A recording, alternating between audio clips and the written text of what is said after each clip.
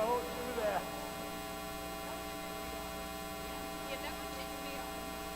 Do you guys need to test?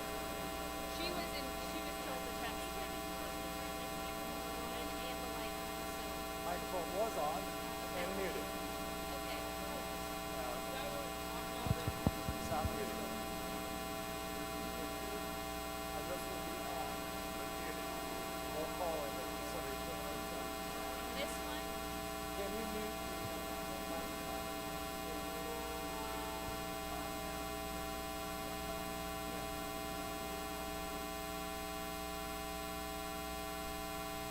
Somebody starts to talk on it then, but it's on already. Yeah, one is muted, two is now open. So, there you go. Yeah.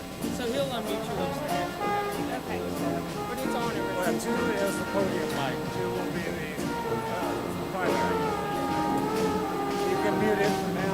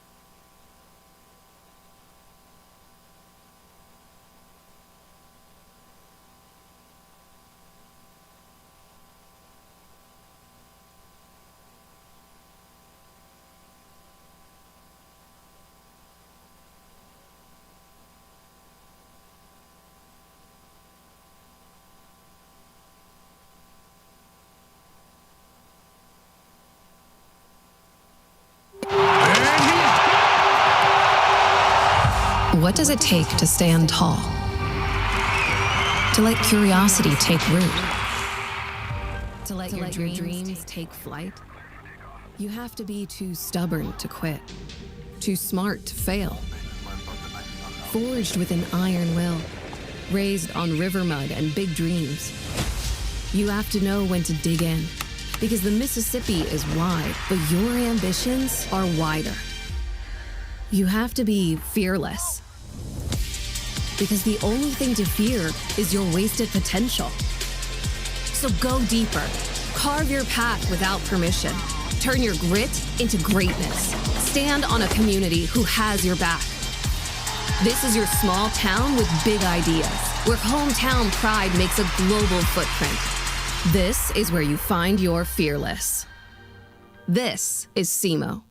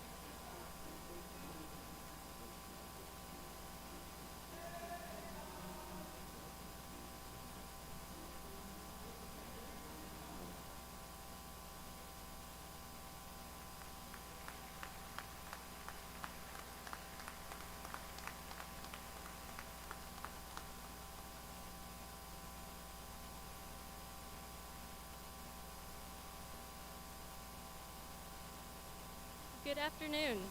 I'm Sarah Chapman, the student representative to the Board of Governors, and it is my honor to welcome you to Southeast Missouri State University. Today is an important and momentous day in the history of our university.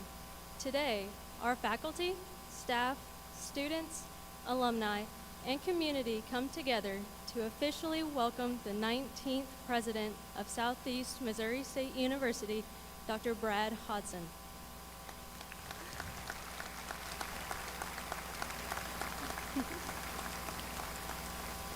Would the audience please rise and turn your attention to the flag as Dr. Andrew Moore, member of the Board of Governors, performs the national anthem.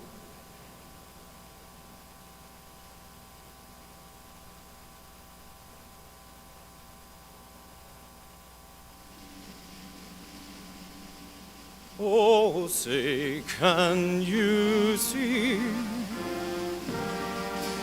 by the dawn's early light what so proudly we hailed at the twilight's last gleaming, whose broad stripes and bright stars through the perilous fight o'er the ramparts we watched were so gallantly streaming, and the rocket's red glare, the bombs bursting in air, gave proof through the night that our flag was still there. Oh, say does that star-spangled banner yet wave o'er the land of the free and the home of the brave?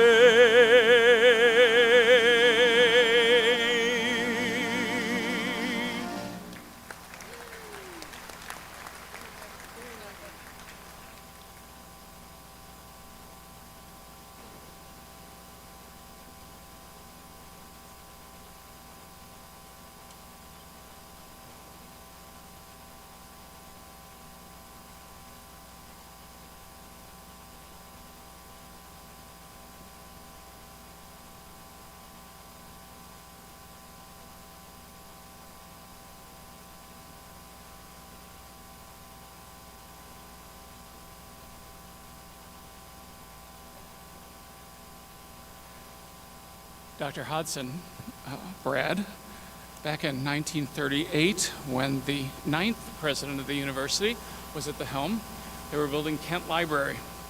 And since one of those duties of the president was always to raise funds for the university, the president at that point in time knew that as they were picking influential authors, and some national, some international, some local, to put on the outside of the library, at that point in time, President Walter Winfield Parker said, you know, there's a Catholic donor on that side of the library, and we don't have a name there yet. And so at that point in time, he picked the name of John Henry Newman. And so Newman, if you'll walk around toward the back of the library, Newman's name adorns not just one building on the campus, but a couple, all right? Well, we're not sure, it's never been recorded, whether or not the president ever got that gift from that Catholic family. But Newman, for those of you who may not know, has recently been named a saint in the Catholic Church, and most recently given the title of Doctor of the Church. And to be a Doctor of the Church means that you write, and you write fluently and proficiently and a lot. And so Newman has been named a Doctor of the Church. Forward to 1994, 1995, back when I was here on campus, I was summoned one day by Dr. Jenny Cooper and by Mr. Paul Thompson to the Victorian Studies class, because at that point in time they wanted me to come in and to talk about Newman. So I went in to talk about Newman, which was no problem. But the only problem was that at that point in time they said, oh, now would you read some of Newman's work? Well, this is Victorian writing, and it takes a little bit. So I'm not so sure how well I did that day, but I don't know that I was ever invited back to the class, although I was invited back to Jenny's table many times after that. When I was asked to read Newman, I kind of stumbled through because it took a little bit. But one of the readings I read that day was one of my favorite pieces of his poetry, and I'd only ever read it, but I'd never read it out loud. But since then, I've returned to it many times over, and I think I'm hopefully better at it these days. But Newman was 32 when he wrote this particular piece, and he wrote it back in 1833. And in writing it, it was during a time in his life when life had really kind of dealt him some kind of nasty blows in life. Death in his family, failure of some of the dreams, and he had many more of those yet to go in life. But at that particular point in time, he was recovering from an illness, and because of recovering from the illness, he was on his way back from Italy to England by way of France, and while he was on the boat, he wrote this particular poem. And it's been turned into a hymn, and people use it and sing it all the time. But most people don't even know that the real title of the piece is not Lead Kindly Light, okay? But it's actually entitled The Pillar of the Cloud. And so to understand the title needs to understand what Newman believed about God's guidance in life. And so in God's guidance in life, Newman realized that the poem is basically a statement that says, I'm not in control of this, but I'm going to try to do what God wants me to do along the way. And so I'm going to read for you The Pillar of the Cloud as we move forward. And the reason why I chose this particular piece again for today is the fact that now, as in Newman's life back in 1833, we live in uncertain times, okay?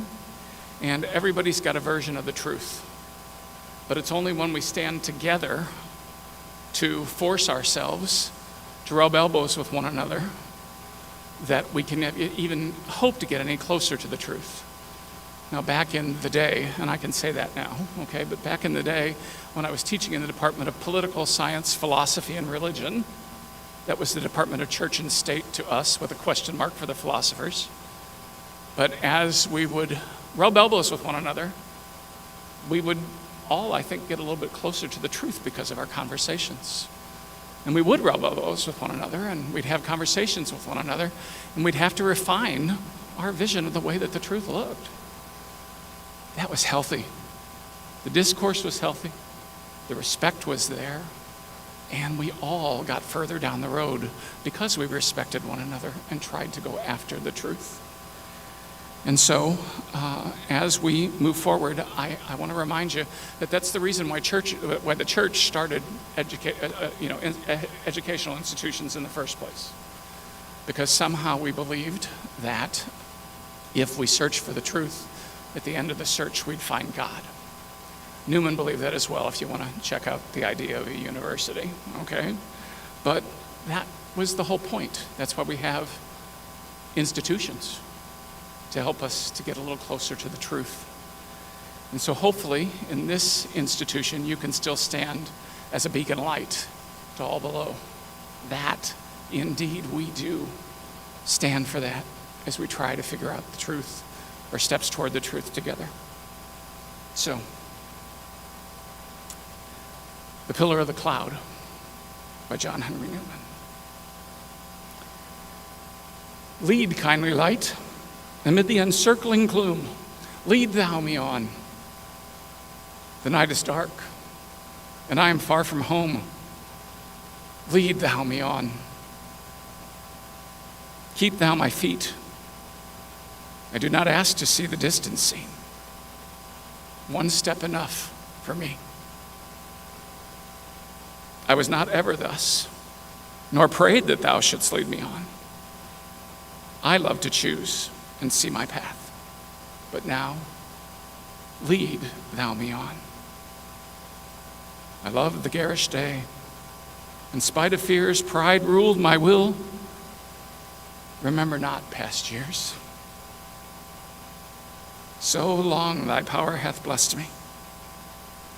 Sure it still will lead me on. Or moor and fen, or crag and torrent, till the night is gone. And with the morn, those angel faces smile, which I have loved long since and lost a while.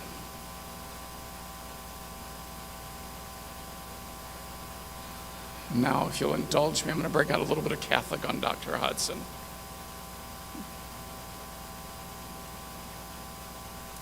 This is partial payback for all those years you sat in the front row and made faces at my homilies, okay?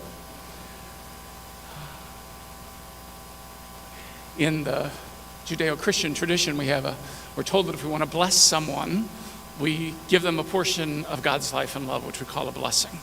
And if we want to take some of that life and love away, we curse them. Which would you like? Blessing. Once again, you're smarter than you look, okay? But if you'd like to join me in blessing Dr. Hodson today, I'm going to do it in a bit of the Catholic form. If you don't believe in a God, just bless him from your own heart. But the way we normally do that is we extend our hands in blessing over the person that we're praying for and blessing. So I'd invite you now to do that with me as we bless the upcoming 19th president of Southeast Missouri State University.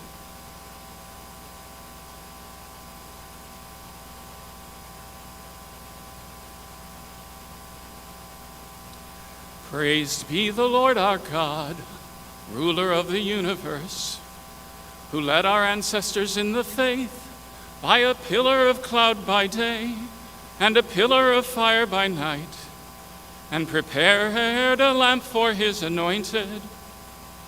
Light up our darkness, O God, by the light of your Christ. May your word be a lamp to our feet and a light to our eyes. For you are full of loving kindness for your whole creation, and we, your people, glorify you, Father, Son, and Holy Spirit, now and forever. Amen, amen, amen.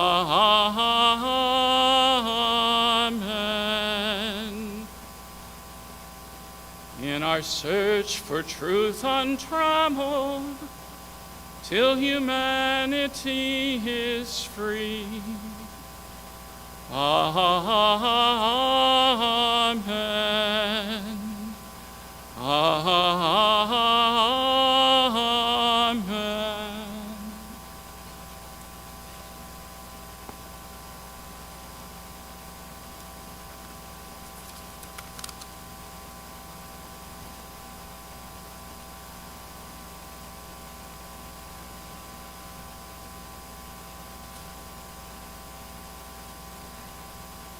The inauguration of a president has special meaning for any institution, and we are pleased you could join us for the celebration.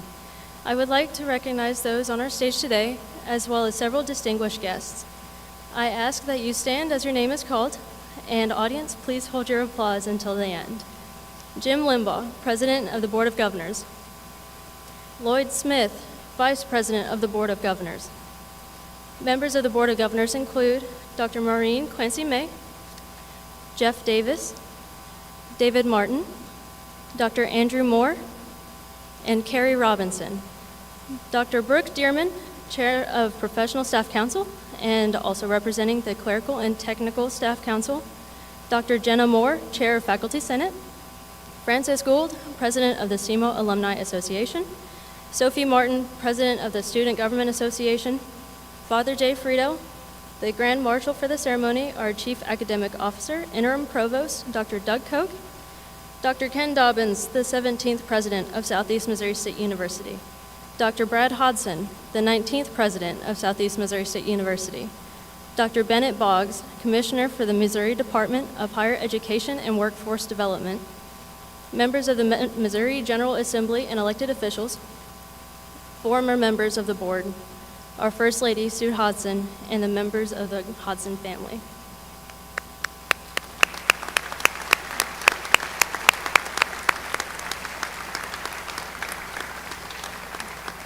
And please be seated. At this time, personal greetings will be extended to Dr. Hodson by 4 individuals representing the staff, faculty, alumni, and students of the university.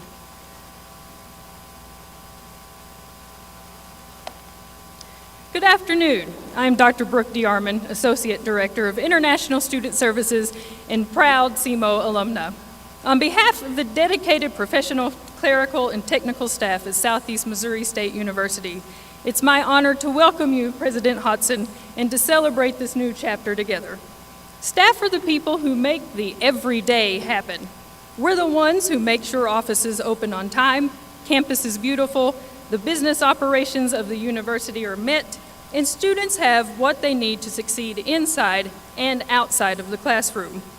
We show up not only with skills, but with heart, lifting up students, faculty, alumni, and each other. We are problem solvers, encouragers, and builders of community. Behind the scenes and on the front lines, staff are here because we believe in this university and in the people who make it special. To our new president, we are here to champion your vision, to help carry it forward with pride, and to ensure that it comes to life in meaningful ways. We look forward to standing beside you as partners, rolling up our sleeves, solving problems, finding creative solutions, and always asking, what's next for SEMO? President Hodson, on behalf of all staff, we say welcome. We are excited, we are ready, and we are proudly and boldly supportive of the journey ahead. Thank you.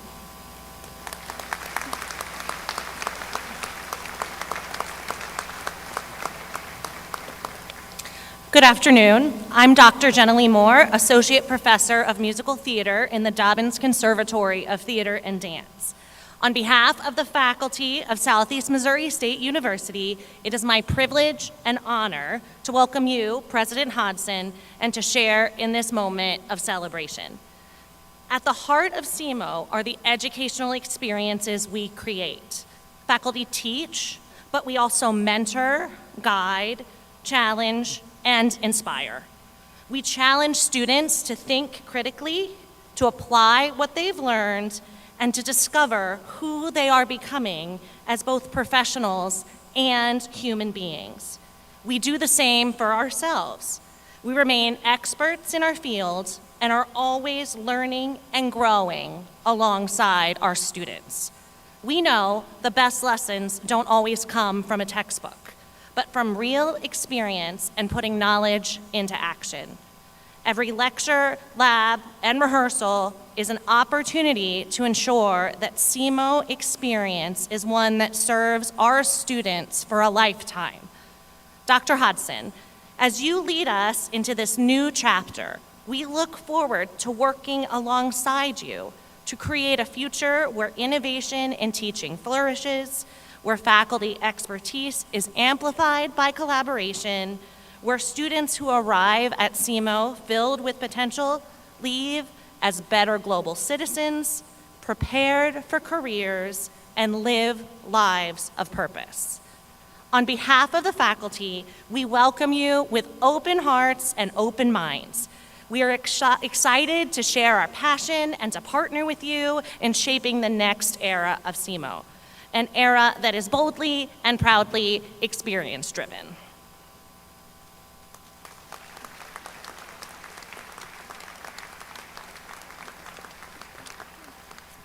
Good afternoon. I'm Frances Gould, 1974 graduate of SEMO, a member of Southeast Missouri University Foundation Board, and president of SEMO Alumni Association.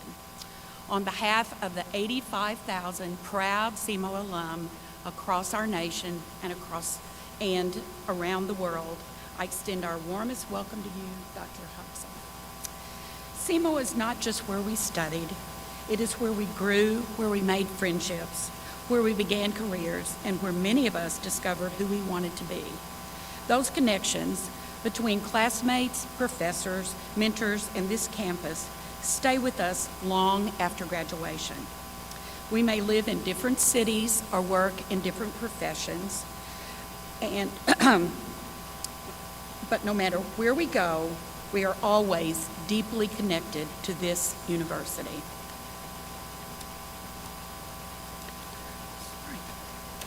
Whether you left Cape Girardeau last year or decades ago, SEMO remains a part of who you are. You feel it when you see a red hot bumper sticker in another state. You feel it when you meet another alumni in an unexpected place. And you feel it when you return home and see the Copper Dome on the horizon, and you realize that the roots you planted here still run deep. President Hodson, we welcome you into this family. Our alumni stand ready to support you and the university with our time, our talents, and our voices. Together, we'll cheer on students who follow in our footsteps and celebrate SEMO's success as our own. Welcome to SEMO, President Hodson. We are excited to call you one of us, a rep. The entire SEMO community is behind you, deeply connected and ready for our journey ahead.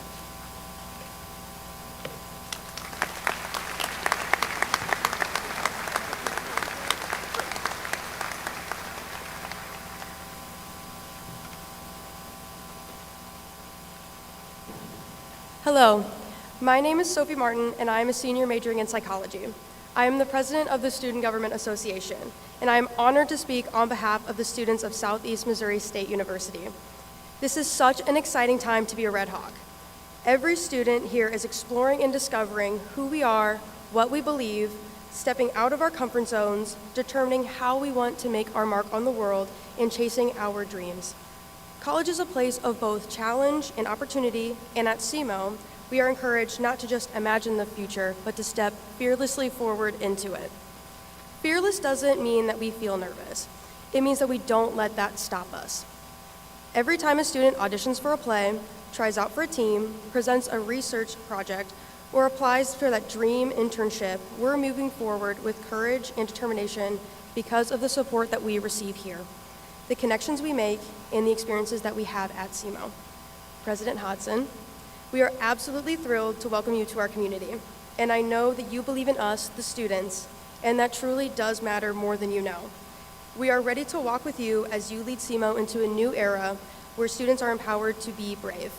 And now, as only us SEMO students can, we want to officially welcome you to campus.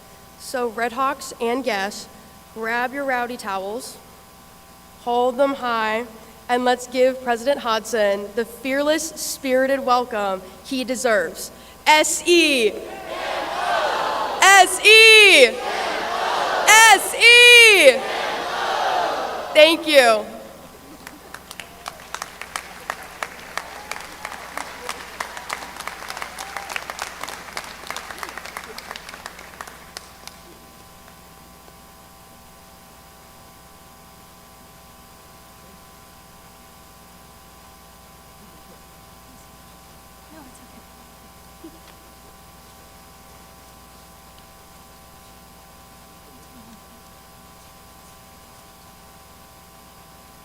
Alrighty. At this time, I'd like to introduce today's keynote speaker. For over 7 decades, Judge Stephen M. Limbaugh Sr. has maintained a distinguished career as a lawyer and judge. As 1950 graduate of Southeast Missouri State University, Limbaugh has borne witness to many of the university's milestones. He has served his country in the United States Navy and earned a Juris Doctor from the University of Missouri School of Law. Judge Limbaugh joined his father, Rush H. Limbaugh, at the Limbaugh firm where he maintained a general private practice. He also served as prosecuting attorney for Cape County and city attorney for Cape Girardeau. In 1983, President Ronald Reagan appointed Judge Limbaugh to the federal bench. He was confirmed by the U.S. Senate and served simultaneously as a judge of the United States District Court of the Eastern District of Missouri and of the United States District Court of the Western District of Missouri. After carrying a full load of cases for 25 years, Judge Limbaugh retired from the federal judiciary in 2008. Today, Judge Limbaugh is an experienced arbitrator and mediator. As one of the nation's oldest practicing attorneys, he continues a full-time general practice in both transactional law and litigation. Please welcome Judge Stephen Limbaugh, Sr.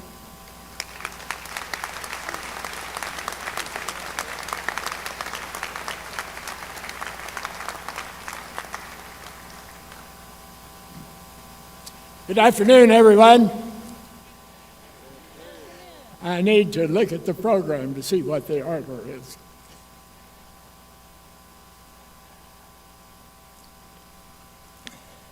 It's a very humbling experience and flattering to have the president of this university request that you make a few remarks on this auspicious occasion and to perhaps consider in the remarks the history of this university and how it impacts the community.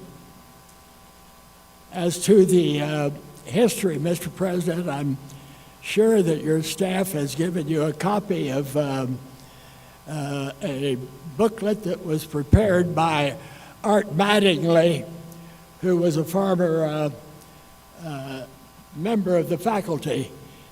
I commend it for your reading if you haven't read it before. It's a very nostalgic experience to be here as well.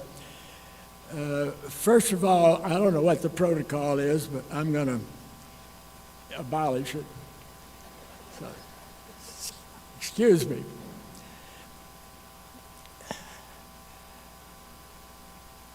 As to the nostalgia, my mother and my father both were intermittent students at this university in 1908 and 1909. Our family has had the privilege of living in the shadow of this institution for many years. We lived on Henderson Street, just north of where Cheney Hall is now located. It was just delightful to be again in the shadow of the university. 2 years ago, the university, with the aid of many other people, celebrated the 150th anniversary of this school. And there were some tumultuous times involving the origin of the old normal schools. In 1870, some of the members of the legislature who were from rural areas advanced a bill which was to establish 5 normal schools throughout the state of Missouri. And there was heavy opposition. The University of Missouri opposed the bills. Schools from Kansas City and St. Louis opposed the bills. And there was heavy argument by the representatives. Some said, why can't you be like perhaps Ohio State or Michigan State, where there's a university and then one other state school as well? But the people from the rural areas would not have it, and they advanced the bill over the opposition of many other representatives and people across the state. And the bill was finally passed to establish these 5 normal schools. The problem was not over for the university because there were 5 districts, one a northwestern and a northeastern and a central and a southwestern, and then one from the southeastern part. And the question was, how would you select a place to have the school in each one of those districts and the particular place where the school was to be located? And there was heavy argument by all of the members of the Southeastern Division of the state of Missouri as to where the location of the school should be. And after, again, much jockeying for positions and interest of many parties, and with the help of the late Lewis Houck, Cape Girardeau was selected as the place for the Normal School of Southeast Missouri to be located. The problem is not over because there was no physical institution with which the school could be located in Cape Girardeau. So concerns about financing and location in Cape Girardeau all had a different point of view. And finally, after much wrangling and arguing, it was decided that it would be at a location on the highest hill in Cape Girardeau, which is where we are. And it was decided that the first building would be constructed on that hill. Well, access was difficult then up on the hill because there were few roads and the ones that we had were dirt. But after a lot of difficulty, it was determined that a normal school could be constructed in the late 1870s at the approximate location of where Academic Hall was. The original building was rather Spartan, and it's embarrassing to talk about the history when I have people much more aligned to the accuracy in the faculty than I am, but in generalities, the school was very Spartan. There were no facilities for live-in faculty or students. The building had a number of rooms which were used for classroom purposes, and a few separate rooms for faculty, and all lived off campus. There was a small kitchen and then a reasonably sizable meeting room or auditorium. So this is the way the first building started in this institution. The progress was really very well, and there were a number of students attracted from the area to come to school here. The first graduating class had 46 members, and the enrollment of the school over the next 20 years or so continued. Unfortunately, in 1902, the only building that was housing this institution caught on fire and was absolutely destroyed. If you'll look at your program that lists the presidents of the university, the president of the university at the turn of the century was Washington Strother Dearmont, and he served for about 20 years after that time. And although it was a great catastrophe, he was a superb choice to help the university refurbish itself in the event of this distress of a fire. He was a member of a prominent family in Cape Girardeau.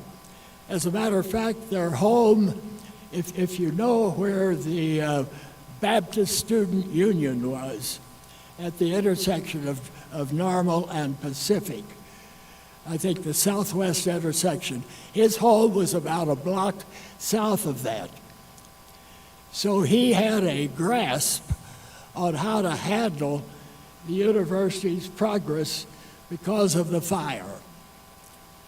After a lot of cajoling and discussion with members of the legislature and other potential people who might support a physical structure, a very ambitious program was laid out.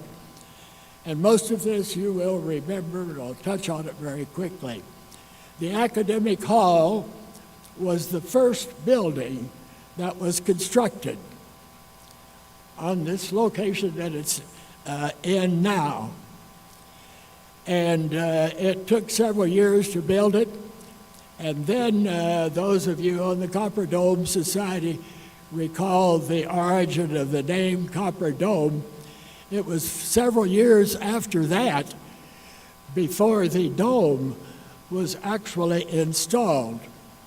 So Academic Hall was really not complete until about 1912, 10 or 12. Following that, ancillary buildings were constructed, and again, you know where these buildings are located because they're all made of the same stone, which I'll mention in just a moment. On the side of Henderson Street, at the rear of Academic Hall, there was a building constructed that was used as for the Department of Agriculture. The next building going east toward the river was the Industrial Arts Building and the power plant. And then the building following that was the building that was used for all of the sciences, chemistry, physics, biology, and so forth. And then the last building going east was what was called the campus school. That's now the CRISP building, or at least that's the most recent name of it. And that was the place where the youngsters were educated, as this was to become a teacher's college. So the physical structures continued as the demand rose and the population, the student population, increased. And very quickly, you know this history, the 2 dormitories on Narmal were built, and following that, the Kent Library was constructed, and the dormitories were they flanked the library. The dormitories were constructed first, and then Kent Library in about 1936.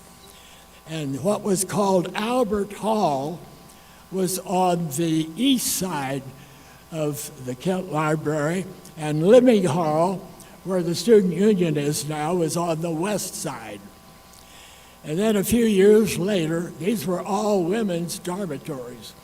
A few years later, Cheney Hall on Henderson Street was built, and it was a men's dormitory. And then later on, you know, we had the other fine structures. During the Scully years, the high-rise dormitories off of Spring Street were erected, and this building was erected. And then finally the river campus was erected, and that constitutes most of the great physical facilities that now house this university.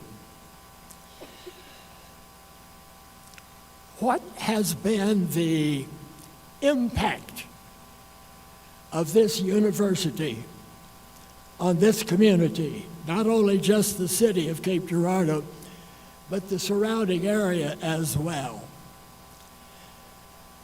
Without considering census figures as to who resided where in the last census that was taken, and the fact that some of the students commute, and the fact that some of them are part-time students and so forth, were not taken into consideration in my little analysis of this. Not long ago, the general population was determined of the city of Cape Girardeau to be 40,000 people. The student population has varied. At one time, it was as high as 10,000, and it has diminished now to some extent, as have all of the institutions of higher learning in the nation. But if you can consider that without the other factors that I've just mentioned, it's 25% of the population of the city that the students occupy. And it was very interesting one time when our new president was being interviewed. His answer was, and he's right on the mark, that you've got 8,000, 9,000, 10,000 people in this university who are spending money on all of the advantages that city of Cape Girardeau offer. It's restaurants, it's filling stations, it's churches, all of the things that are available to everyone, and you have 8,000 to 10,000 people spending their money on those things. It's rather obvious. Well, I think the president even went on to say that the economic value would be in excess of $1 billion. Now that isn't peanuts, as they would say today. So what on earth would we do financially in this community without this university? The other value is cultural. You members of the faculty really must realize that you occupy a very important part in this institution. You give us a sense that we wouldn't get normally without your presence and your educational opportunities that you give to so many young people. If you're interested, for example, in athletics, good heavens, the opportunities are amazing. You can go to the football game tomorrow. You can attend the basketball games right here. You go out to Kappa Field and watch the college baseball team play. You could go to the old Houck Field House and see the gymnastics. If you haven't seen gymnastics, you're missing something. You can come over here, just adjacent to this area, and see the Stuber track and field events, and the John Birk tennis courts, and the soccer fields, and so many other athletic possibilities that are available. The performing arts opportunities here, not only for the youngsters, but for the community citizens, they're just enormous. Many of you have probably seen the last performance of Grease at the Dance and Theater portion of the River campus. It was excellent. And these young people give these productions throughout the entire school year. The band is just amazing. Part of them played tonight for us. And they're going to march tomorrow, rain or shine, in the parade. As an aside, some of you have been to the farmers market down on Spanish Street. And about 5 or 6 weekends ago, I happened to be there. And a group like this group, maybe a little larger from the band, was out there playing and entertaining everybody that was at the farmers market.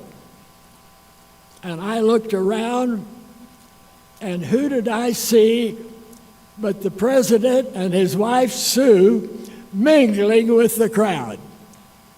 Absolutely fantastic, Mr. President.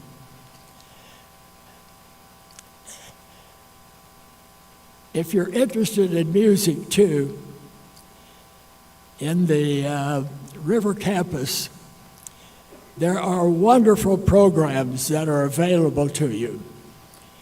You may not know, but there is an orchestra of perhaps 50 people who play. And when there is a choral group required, there is a group of perhaps 60 people who are on the risers behind the orchestra. And when they are together, the chorus and the orchestra, it's a wonderful, wonderful sound, playing superb music. And again, the dance and the theater is just staggering. But these cultural advantages, whether athletic, music, performing arts of any kind, make a community better, much better. And this university offers that economic value and culture. Mr. President, you're about to formally enter as president of this university. In the Univactor, I'll get the word in a minute. In the vernacular, it's a going Jesse. I know that this president, with his wonderful leadership, opportunities and abilities, will add luster to this fine institution. And congratulations, sir.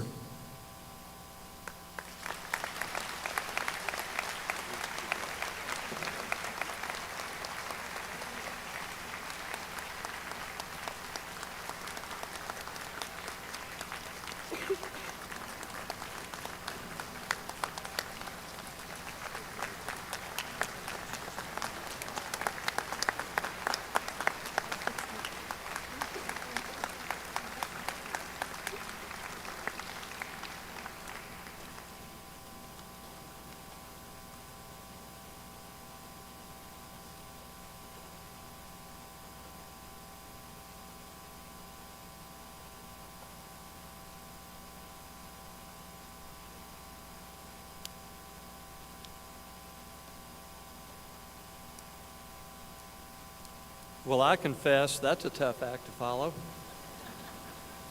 From a nostalgic point of view, we grew up at 804 North Henderson. And as a youngster, I remember riding our bikes all over campus. I remember when Towers was built. I remember riding our bikes down there. There was a place before it was really developed called Frankenstein's Castle. and none of us dared to go down there alone. So we always went with each other, and it was just a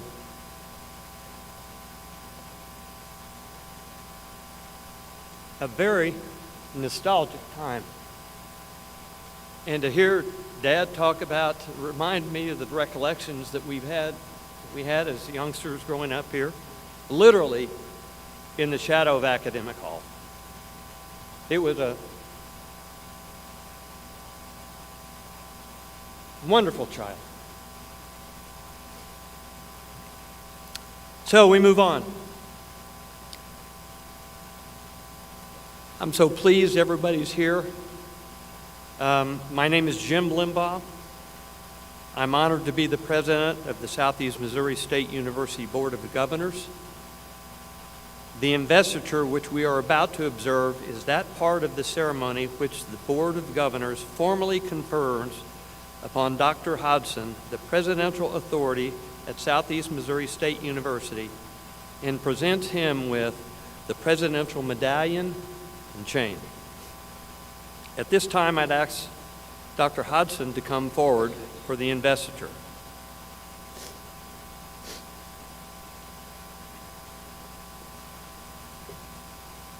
President Hodson, distinguished guests, faculty, staff, students, alumni, delegates, and friends, thank you again for joining us for this historic moment in the history of our university.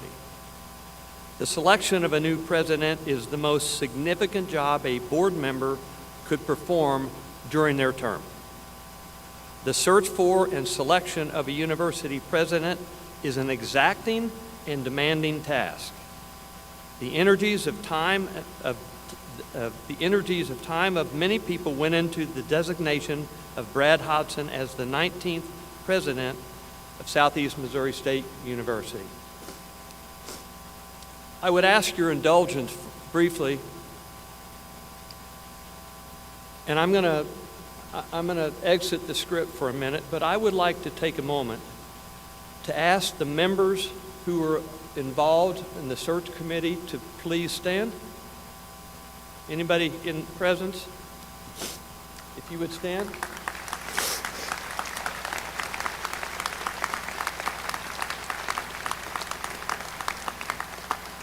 These folks represent the best of the best our university has to offer.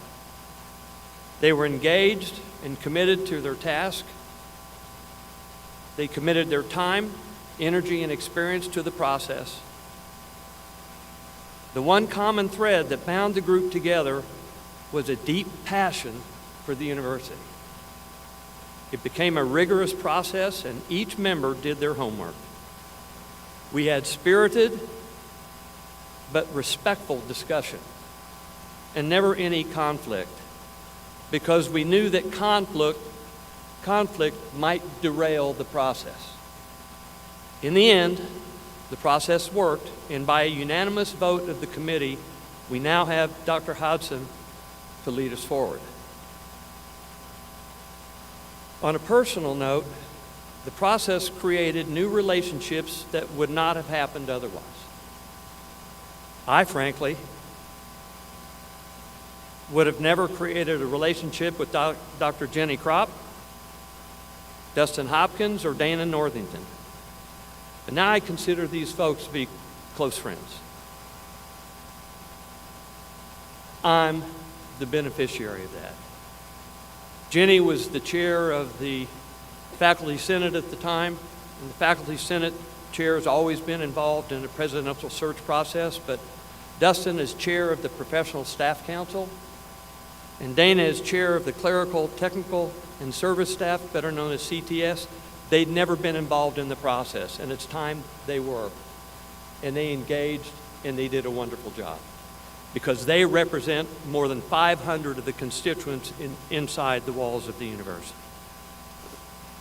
One final recognition that I'd like to make everybody aware of is the Presidential Chief of Staff, Chris Martin. Chris, stand up real quick.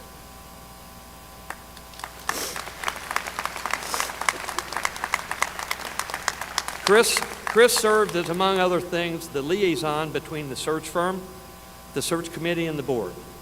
Tireless work, a grind sometimes, but kept us on pace and organized. This was especially challenging during the presidential transition period. Ladies and gentlemen, another round of applause for these folks.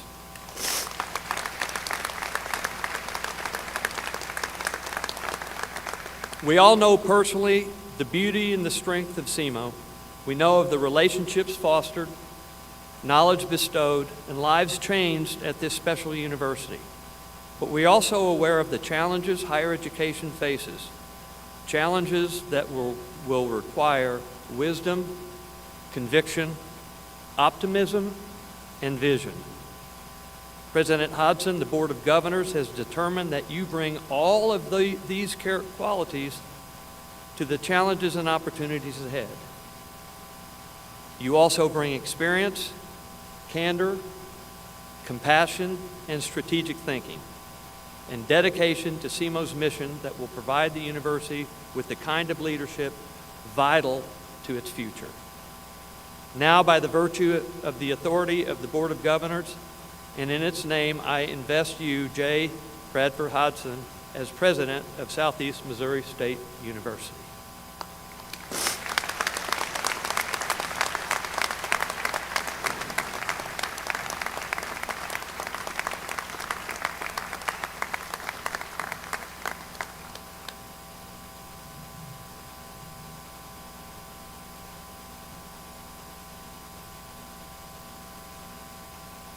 Ladies and gentlemen, the new president of our university.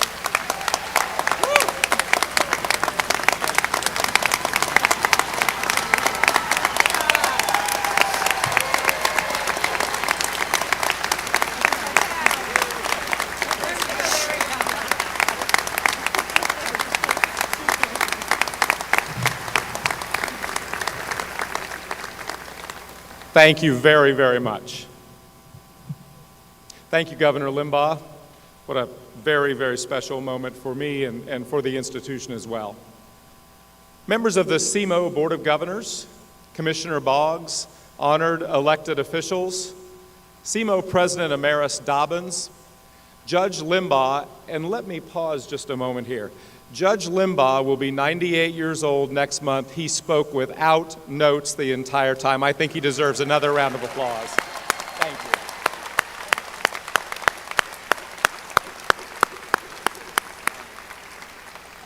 Faculty, staff, students, alumni, and friends of this great university. First, let me express my deepest gratitude for this honor, for the trust placed in me by the Board of Governors. I am deeply humbled. I will work every day to renew your trust in me, both in word and deed. Thank you all. A person doesn't have an opportunity like this without a team of people behind them. So I'll ask your indulgence for a moment so that I can thank some of those folks who've been instrumental in me arriving at this point in my life. First and foremost, my best friend and biggest cheerleader, my wife of 27 years, Sue Hodson. Sue, would you please stand?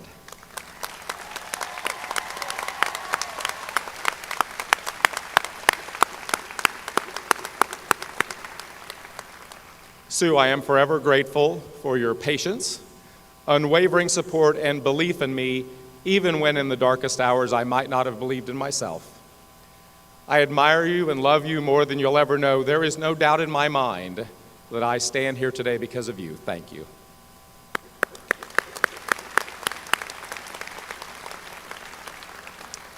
To my mom, Ruth Ann, to my Sue and my 4 children, Hannah, Abby, Kate, and Dan, to my aunts Sue and Nancy, my brother Matt and his wife Rebecca, and my best friend since 1989, Pete Belk, thank you all for your love and support.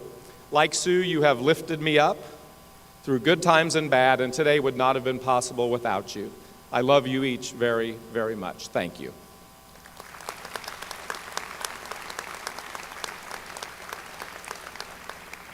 I've also been blessed with tremendous mentors in higher education who, for whatever reason, saw potential in me and invested their time and energy in my success.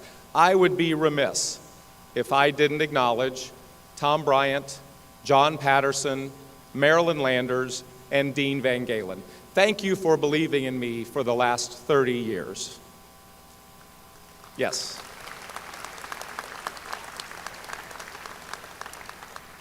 Today's festivities, and really this week's festivities, were made possible by a large group of faculty and staff. I'd like to thank everyone who played a role in the inauguration, most notably the co-chairs, Tanya Wells and Katie Kroninger. You have created events that will provide memories for a lifetime. Thank you all.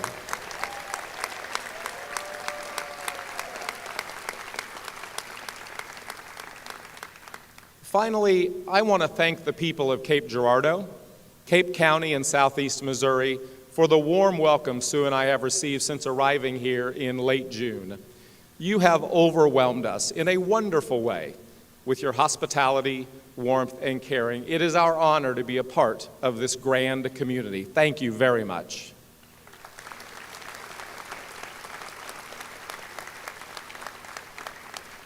Now, all evidence to the contrary, today's ceremony is not about me. It's about all of us, committing ourselves collectively to the ambitious future of the university and our region. As I've interacted with many of you over the last 108 days, I sense you have questions about me. What kind of person is he? Does he know what he's doing? Can he be trusted? Is he committed to this place? I know those questions will take some time to answer, maybe years. However, as I officially assume the responsibilities of the presidency, I do so with great reverence for the history of this university, community, and region. Every day I climb the marble steps to the second floor of Academic Hall, and I see the treads worn down by 120 years of students, faculty, staff, and administrators walking those halls. Both personally and professionally, I stand in awe of the work done here over the last century and a half, and I am fully committed to continuing that tradition of excellence and service. I believe wholeheartedly that education is the most powerful force for change in a person's life, and nowhere is that more visible than here at Southeast Missouri State University. Every year, hundreds of graduates walk across the commencement stage who just a few years earlier may have thought college was impossible for them. Many come from small, rural communities, and others from urban areas across the state, nation, and around the globe. Regardless of their origin story, they leave everything they have and know to come to Cape Girardeau. Some, like my own father, are the first in their families to go to college. Some face economic or personal barriers that might have made a degree out of reach. However, at SEMO, the door to opportunity is thrown wide open. On this hill overlooking the mighty Mississippi, futures are reimagined and personal histories rewritten. This is the work of a public regional university. I'm reminded of a story the president of my most recent university, Dean Van Galen at Missouri Southern, tells about regional public universities. He said this many times, and I'll paraphrase. Some universities educate students who already have every advantage, whose futures are secure regardless. But schools like SEMO add a different kind of value. We are not here to polish those who are already shining.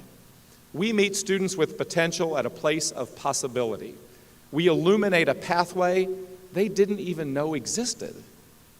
Our students balance jobs, family responsibilities, and coursework. They often don't have the luxury of failure because too much depends on their success.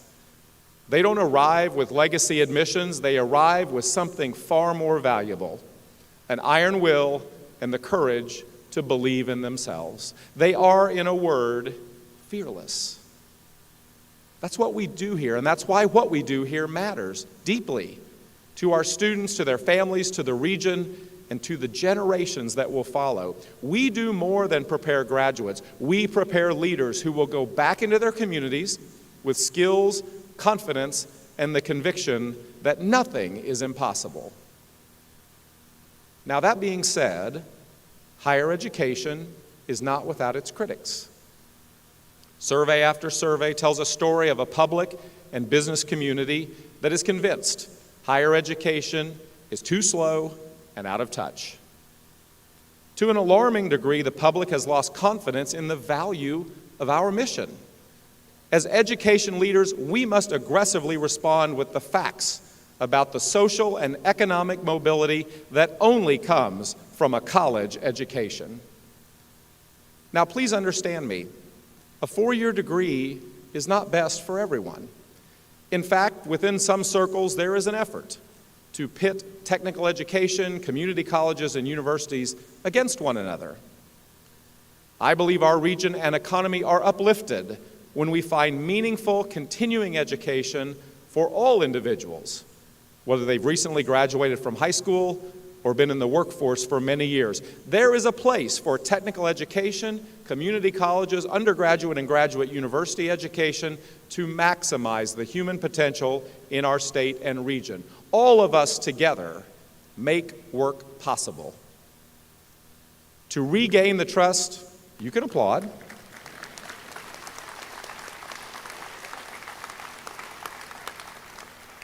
To regain the trust of the public and our regional partners and to continue to be relevant for another 150 years, higher education, specifically Southeast Missouri State University, must change.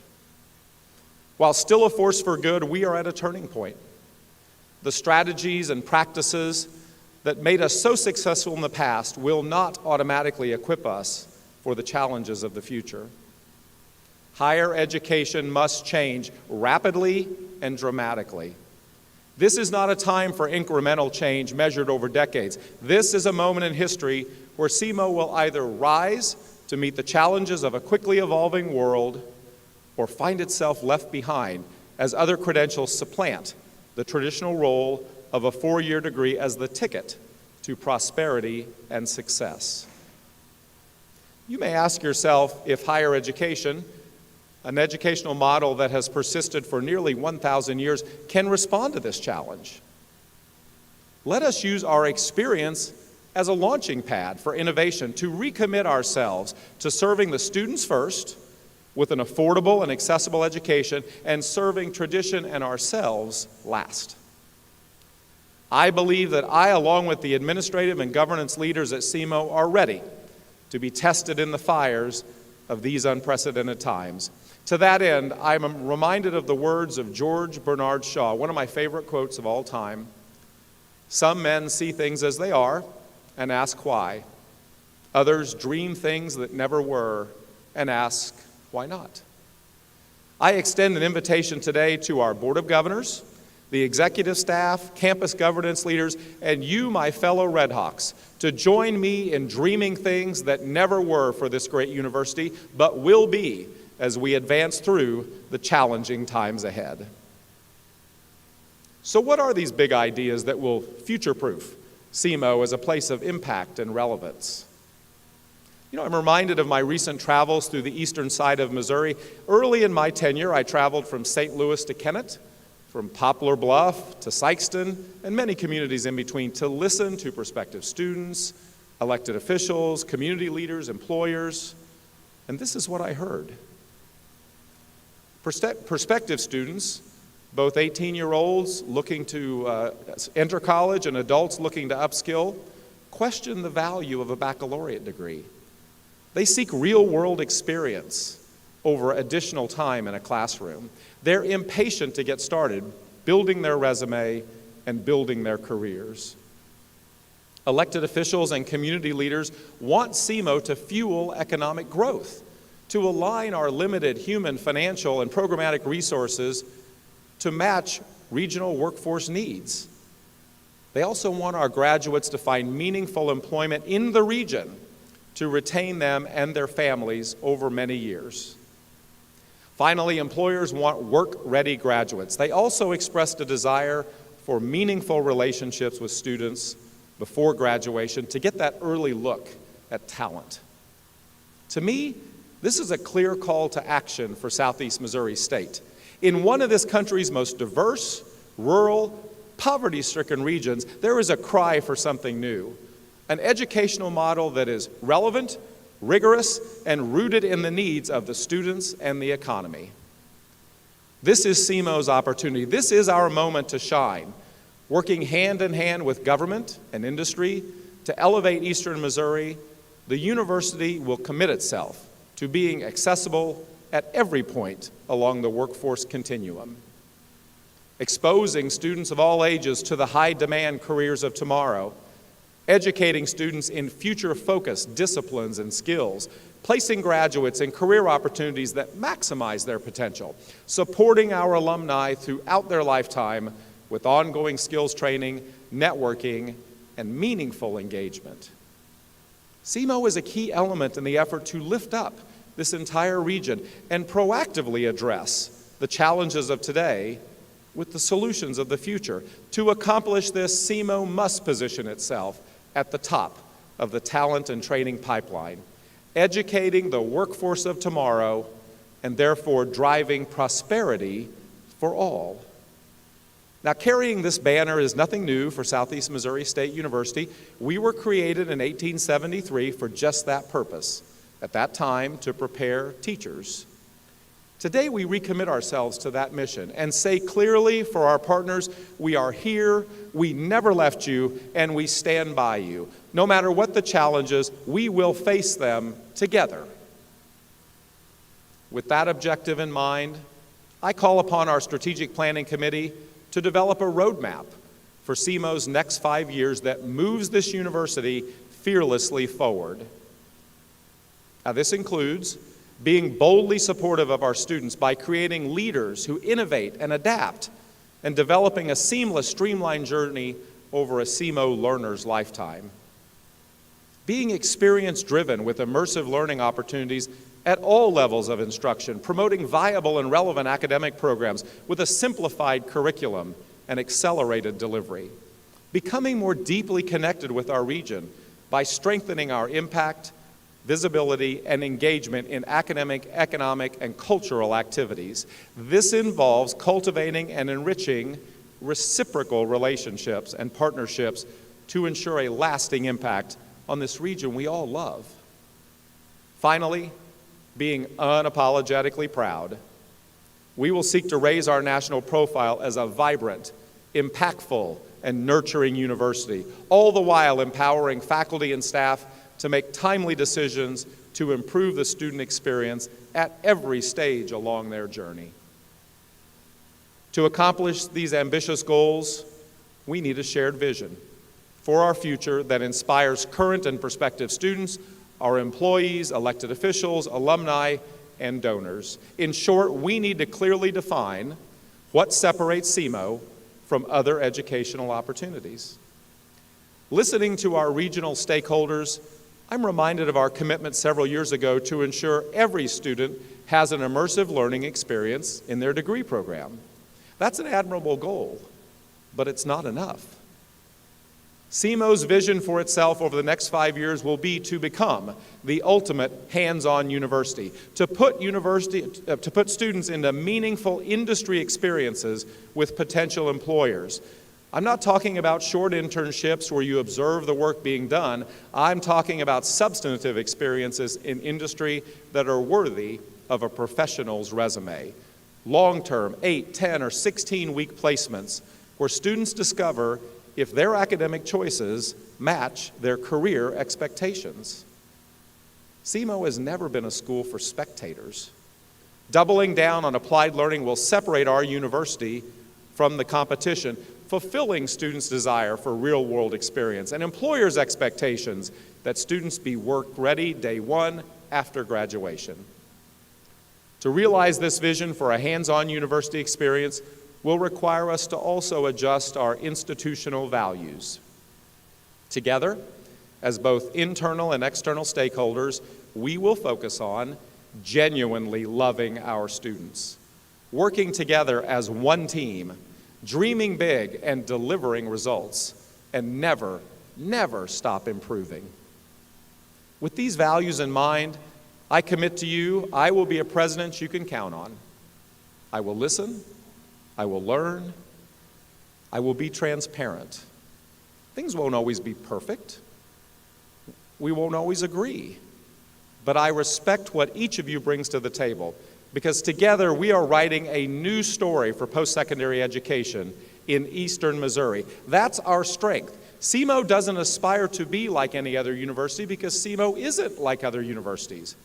We take students who are pursuing a future and we ferociously champion them. We take communities that need leaders and we develop them. We ensure talent isn't wasted because of circumstance, that potential isn't lost because of economics, that ambitions aren't abandoned because of geography.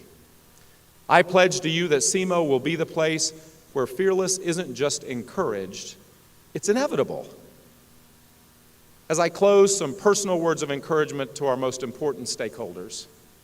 To our students, and I see many, many of you out there this afternoon, thank you. To our students, your presence here on this campus proves that you possess what you need to succeed. Trust in that iron will that brought you here. Embrace the challenge. Know that every obstacle you overcome doesn't just change your life, it changes your family's story, your community's future, and the destiny of our great state. You have a big story to tell, and SEMO wants to be your launch pad. Stand tall and speak up.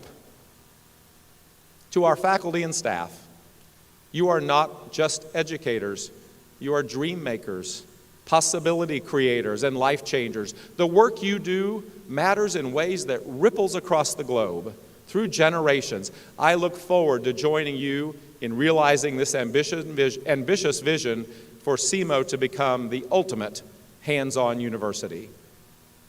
And finally, to our alumni and friends, you are a living testament to what this university makes possible. Through your success, service, and support, you extend our reach far beyond this majestic hill. You are our storytellers and our standard bearers, showing the world what a SEMO education means. All of us together, we are proof that excellence isn't about exclusivity. This is Southeast Missouri State University. We are the muscle on the Mississippi, where iron will meets opportunity, where students arrive with potential and leave with unstoppable purpose, where grit becomes glory, and where fearless lives every single day. As a university, we can bemoan challenges, or we can embrace opportunities. Frankly, we may look nostalgically at the past, remembering simpler times, but I would not trade places with any other generation before or after me. I accept the challenges of today, and together, Red Hawks will fly. Thank you for entrusting me with this very great honor. I look forward to working with all of you to write the next fearless chapter in the history of Southeast Missouri State University. Thank you very much, and God bless you.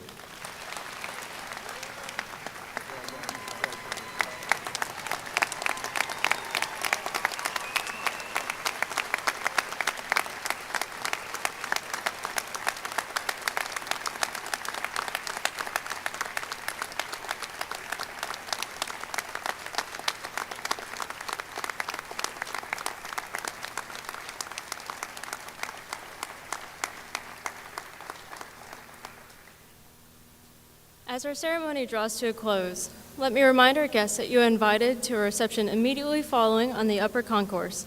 We do ask that the audience remain in your seats until the academic procession has left the arena. If you are joining the reception, ushers will dismiss sections to the upper level. This is the only access to join the reception and receiving line to congratulate Dr. and Mrs. Hodson. If you cannot join us for the reception following the academic processional, you may exit to the floor. Would you please now stand and join in singing the alma mater, which is printed in on the last page of your program.